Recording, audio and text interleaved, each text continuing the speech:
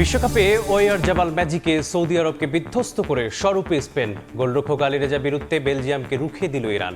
রাতে অস্ট্রিয়ার চ্যালেঞ্জ নেবে আর্জেন্টিনা।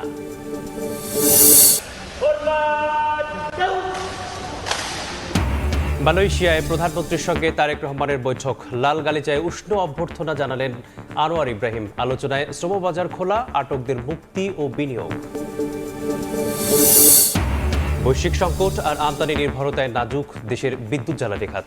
আর্থিক চাপ কমাতে ক্যাপাসিটি চার্জ নিয়ন্ত্রণের কৌশল খোঁজার পরামর্শ বিশ্লেষকদের। জমি অধিগ্রহণ জটিলতায় থমকে আছে ভাঙা কুয়াকাটা 4 লেন প্রকল্প।